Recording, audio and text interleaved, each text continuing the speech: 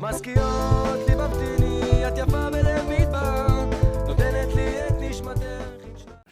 Shalom Avracha, mes chéris, ce Shabbat Parashat Vaïgash, donc la rencontre entre les frères et Joseph, qui en fin de compte ne peut pas se retenir et dit à ses frères, je suis votre frère Joseph, une paracha très émouvante qui nous arrache les larmes d'année en année, même si on connaît l'histoire, dès qu'on entend cette rencontre-là, l'émotion et les larmes commencent d'elles-mêmes. Donc, paracha très, très forte du point de vue émotionnel. Et donc,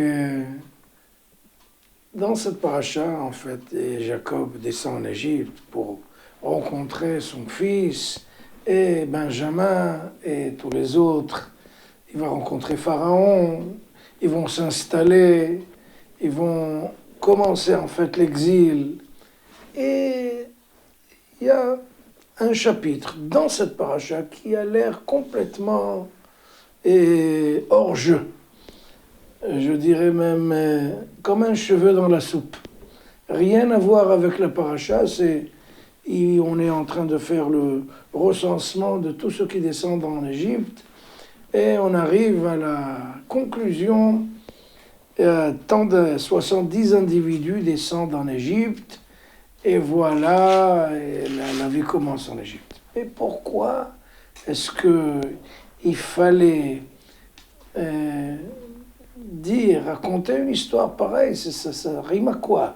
De toutes les façons, quand on arrivera au livre de l'Exode, on va encore rémunérer.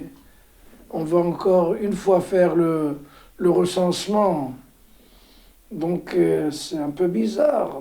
En pleine rencontre, en pleine histoire, il nous apporte le compte rendu de tous les descendants, de toute la postérité de Yaakov Avinu, 70 individus en tout et pour tout. Ça fait quoi dans cette histoire-là? Pourquoi nous couper le souffle quand on est en pleine suspense? Eh bien, la réponse, mes amis, est une réponse qui va nous redonner, si vous voulez, la couleur sur le visage. Elle va nous remonter le moral. Elle va nous rendre la joie de vivre. C'est quoi ce recensement-là? Malgré tout ce qu'on a traversé, et on en a vu des vertes et des pas mûres, Baruch Hashem. C'est vrai, on était ça et là, ils nous ont fait voir tous les malheurs du monde, mais dernière ligne, en fin de compte, en résumé, on est encore là.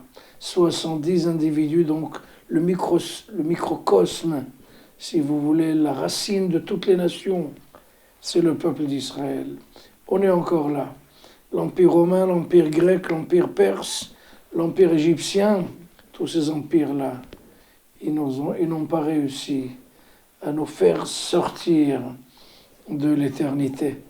C'est eux qui sont sortis de l'éternité, Baruch Hashem.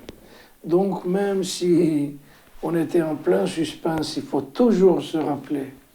Et ça remonte le moral de lire c'est notre arc de triomphe.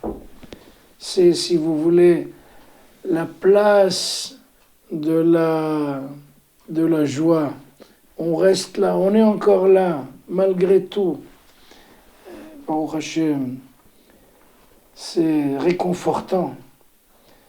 Et les goïms qui croient encore 3-4 familles, on va les exterminer, on va les terminer, on va les finir. On va les effacer, on va les gommer de l'histoire. Baruch Hashem, ceux qui ont voulu nous gommer ont été gommés, et nous on est encore là. Baruch Hashem, Ishtabach Shemo. Zrat Hashem, Shabbat Shalom, Mevorach.